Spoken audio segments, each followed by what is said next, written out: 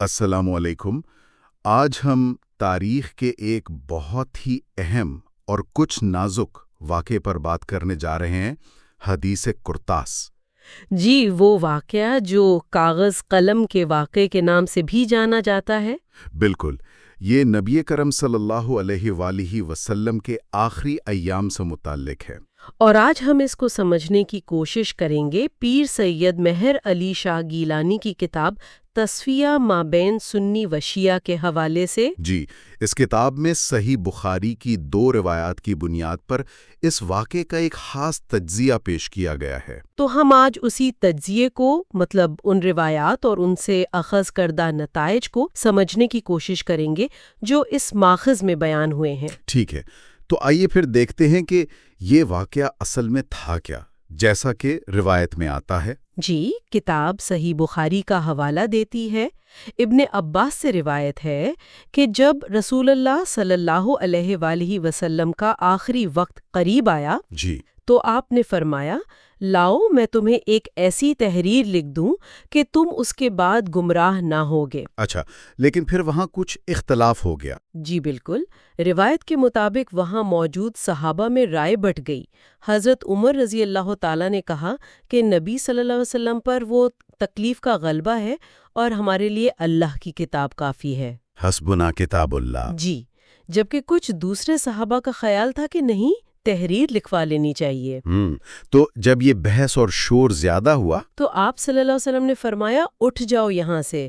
ابن عباس رضی اللہ تعالیٰ عنہ کا قول نقل کیا گیا ہے کہ وہ اس اختلاف کو ایک بڑی مصیبت سمجھتے تھے جس کی وجہ سے وہ تحریر نہ لکھی جا سکی۔ اور ایک دوسری روایت بھی ہے شاید۔ جی، ایک دوسری روایت میں آتا ہے کہ جب دوبارہ عرض کیا گیا لکھنے کے لیے تو آپ نے فرمایا، مجھے چھوڑ دو، میں جس حال میں ہوں وہ اس سے بہتر ہے جس کی طرف تم مجھے بلا رہے ہو۔ اچھا، تو یہ ہے وہ پس منظر جس پر یہ کتاب بحث کرتی ہے۔ اب یہاں سے جو نکات نکلتے ہیں، پہلا تو یہی کہ کیا یہ تحریر اتنی ضروری تھی؟ مطلب کیا اس کے بغیر امت گمراہ ہو جاتی؟ دیکھیں، مصنف کا ایک اہم استدلال یہی ہے۔ وہ کہتے ہیں کہ اگر یہ تحریر اتنی ہی ناگزیر ہوتی دائمی ہدایت کے لیے تو آپ صلی اللہ علیہ وآلہ وسلم اسے جمعرات سے لے کر پیر تک، مطلب کئی دن، ادھورا نہ چھوڑتے۔ یعنی یہ تبلیغی ذمہ داری کے حوالے سے۔ جی، کہ یہ آپ کی تبلیغی ذمہ داری کے منافی ہوتا۔ پھر وہ یہ بھی نقطہ اٹھاتے ہیں کہ وہاں صرف حضرت عمر تو نہیں تھے، حضرت علی رضی اللہ تعالی عنہ، حضرت عباس رضی اللہ تعالی عنہ جیسے جلیل القدر صحابہ بھی موجود تھے۔ اور حضرت علی تو کاتب وحی بھی تھے۔ بالکل، تو انہوں نے بھی لکھنے پر اصرار نہیں فرمایا، جیسا کہ روایت سے ظاہر ہے۔ ٹھیک ہے، اچھا اب آتے ہیں حضرت عمر کے اس قول پر، حسبنا کتاب اللہ۔ اس پر تو کافی بات ہوتی ہے، مصنف اس بارے میں کیا کہتے ہیں؟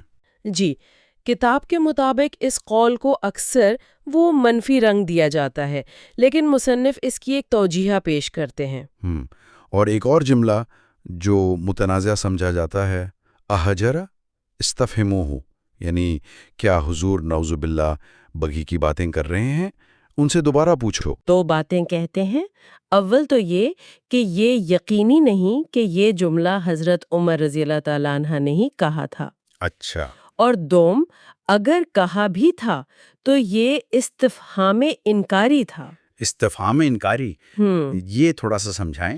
یعنی ایسا سوال جس کا مقصد اصل میں نفی کرنا ہو، انکار کرنا ہو۔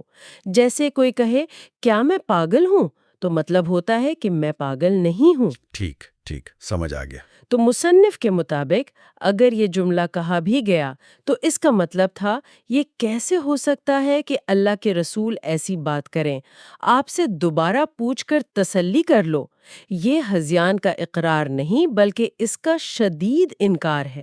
یہ ایک بہت اہم نقطہ ہے جو یہ کتاب پیش کر رہی ہے۔ اچھا، اب ایک اور معاملے کی طرف چلتے ہیں جو اکثر اس سے جوڑا جاتا ہے، غدیر خم۔ کیا وہ حضرت علی کی فوری خلافت کا اعلان تھا جسے شاید اس تحریر سے پکا کرنا مقصود تھا؟ دیکھیں، یہاں مصنف ایک بالکل مختلف پس منظر بیان کرتے ہیں۔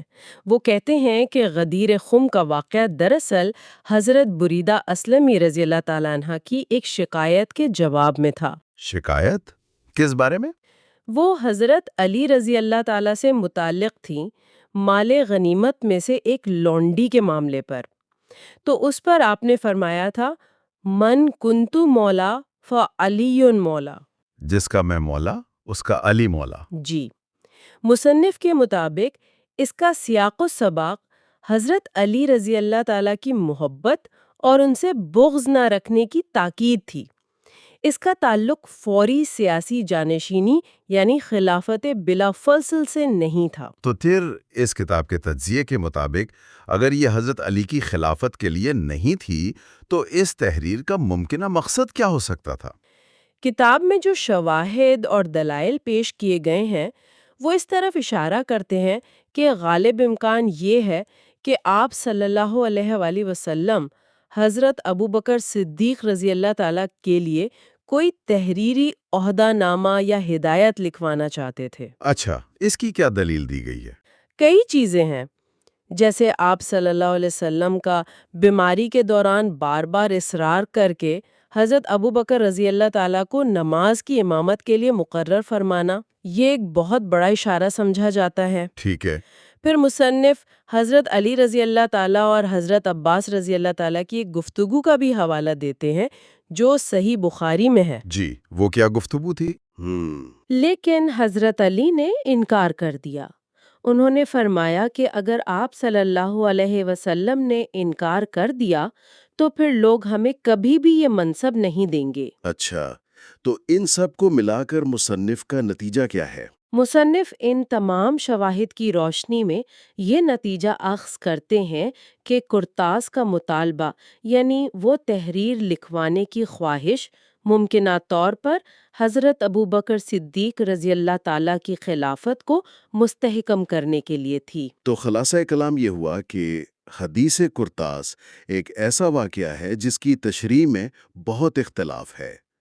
پیر مہر علی شاہ کے اس تجزیے کے مطابق جو اس کتاب میں ہے، اگرچہ کچھ تشریحات اسے حضرت علی کی خلافت سے جوڑتی ہیں، جی، لیکن دوسرے شواہد جیسے غدیر کا اصل پس منظر، حضرت ابوبکر کی امامت اور خود حضرت علی کا اپنا طرز عمل اور وہ گفتگو، یہ سب مل کر اس امکان کو زیادہ قوی بناتے ہیں کہ شاید یہ تحریر حضرت ابوبکر کے حق میں ہوتی۔ بالکل۔ اور مصنف کے مطابق حضرت علی رضی اللہ تعالیٰ عنہ کا خود براہ راست نبی اکرم صلی اللہ علیہ وسلم سے جانشینی کا سوال نہ کرنا اس خدشے کی وجہ سے کہ اگر انکار ہو گیا تو پھر ہمیشہ کے لیے ایک طرح سے دروازہ بند ہو جائے گا۔ یہ بات کم از کم اس کتاب میں پیش کردہ زاویے سے ہمیں اس دور کی پیچیدگیوں، الہی اشاروں اور سیاسی حکمت عملی کے درمیان جو ایک تعلق تھا اس پر سوچنے پر مجبور کرتی ہے۔ یہ یقیناً ایک ایسا نقطہ ہے جس پر مزید غور و فکر کیا جا سکتا ہے۔